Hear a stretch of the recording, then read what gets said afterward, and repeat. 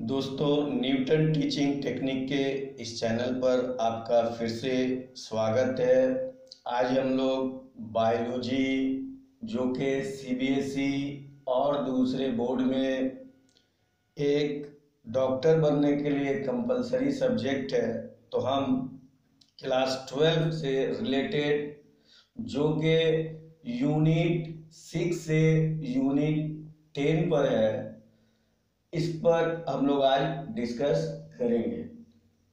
Unit 6 में अगर हम लोग देखें तो पहला ये यूनिट 6 में रिप्रोडक्शन है, यूनिट 7 में जेनेटिक्स एंड एवोल्यूशन है, यूनिट 8 में बायोलॉजी एंड ह्यूमन वेलफेयर है, यूनिट 9 में biotechnology and its application, and unit 10 finally ecology and environment.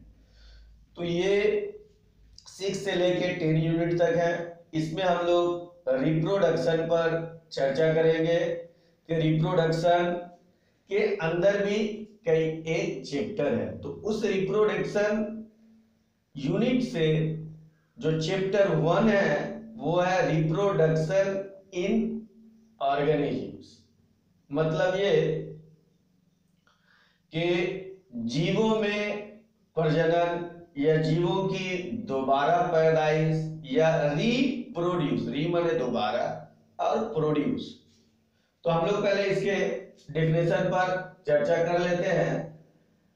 The process by which the young ones और offsprings are produced from parents is called reproduction. मतलब क्या हुआ कि माँ बाप से जो एक बच्चा जन्म लेता है, इसी प्रोसेस, इसी कार्य का नाम हम लोग रिप्रोडक्शन या प्रजनन कहते हैं।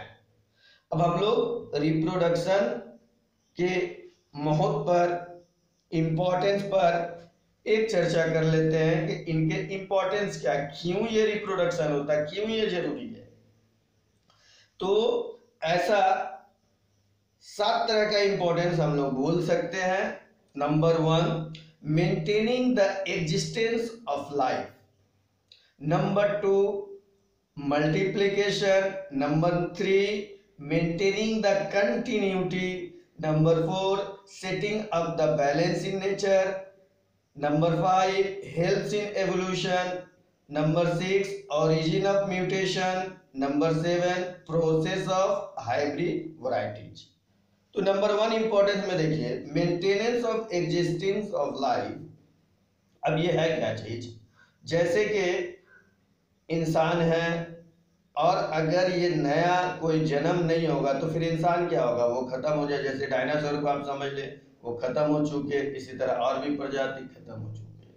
तो उसी तरह इस चीज को मौजूद रहने के लिए ये रिप्रोडक्शन जरूरी है। Second one is multiplication. जैसे मल्टीप्लिकेशन, जब दुनिया शुरू में स्टार्ट हुई तो बहुत कम लोग रहे होंगे, उसके बाद धीरे धीरे डबल हुए, डबल से ट्रिपल, इसी तरह बढ़ते बढ़ते आज बिलियन पार कर चुके हैं। तो इसको हम लोग बोलते हैं मल्टीप्लिकेशन, मतलब आबादी का बढ़ते रहना। मेंटेनिंग द कंटिन्यूटी, जो नेचर के अंदर इनका जो बैलेंस है इसको बनाए रखना, इनको लगातार चालू रखना, तो ये एक जरूरी कार्य है। बैलेंस इन नेचर, नेचर में अगर इंसान नहीं रहेंगे और इस तरह के और भी जो जीव जंतु है वो नहीं रहेंगे, हर एक का हर एक से कनेक्शन है, तो एक बैलेंस को बनाने के लिए रिप्रोडक्शन एक जरूरी है। एवोल्यूशन, एवोल्यूशन जो एक वैरायटी है, सेक्सुअल रिप्रोडक्शन द्वारा एक नया जन्म होता है, ये एवोल्यूशन को आगे बढ़ाने में मदद करती है। म्यूटेशन, एक जीव जंतु से दूसरे किस्म के एक जीव जंतु आ जाते हैं, तो ये म्यूटेशन थ्योरी को आगे बढ़ाने के लिए भी रिप्रोडक्शन कार्य है। And the last one is hybrid varieties. हम लोग देखते थे कि पहले गेहूं की अलग वैरायटीज होती थी, आम की अलग वैरायटीज, धान की अलग वैरायटीज। तो इंसान में भी आज नई जो टेक्नोलॉजी आ चुकी है उसकी वजह से एक वैरायटी आ रही है, तो हम लोग बहुत सारी तरह का रिप्रोडक्शन हम लोग देख रहे हैं। तो ये 7 तरह के इनके इम्पोर्टेंस है जिन्हें आप लोग याद रखेंगे, जो काफी जरूरी है। अब ये आता है कि रिप्रोडक्शन जो है कितने किस्म का होता है, कितने टाइप्स का होता है। तो सबसे पहला जो है वो है asexual reproduction, next is vegetative reproduction, and the third one sexual reproduction, and the fourth one is parthenogenesis. तो हम लोग आ जाते हैं पहले पर असेक्सुअल रिप्रोडक्शन। एक बार इसका डिफिनेशन देख लेते हैं तो फिर इसको समझने में हमको और ज्यादा आसानी होगी। The process by which reproduction takes place without formation of gametes, याद रहे without formation of gametes, and produces offspring simply by cell division or by spore formation is called asexual reproduction, जिसमें सेक्स का कोई काम नहीं होता है, male female का कोई काम नहीं होता है, और इसमें गैमेट्स फॉर्मेशन नहीं होता, अब याद रखेंगे, लेकिन नया जन्म सेल को डिवाइड करते करते या फिर स्पोर को बनाते बनाते एक नया जन्म हो जाता है। इसको हम लोग असेक्सुअल रिप्रोडक्शन कहते हैं, याद रहेगा। ये म्यूकर और एगेरिकस, एमीबा, हाइड्रा इन जीव जंतुओं में होता है। अब आ जाते हैं हम लोग vegetative reproduction. The process by which new individual are form directly from the vegetative parts of living organism, जो जिंदा लिविंग ऑर्गेनिज्म है उसमें से काट करके, उससे जोड़ करके, without any change in protoplast is called vegetative reproduction.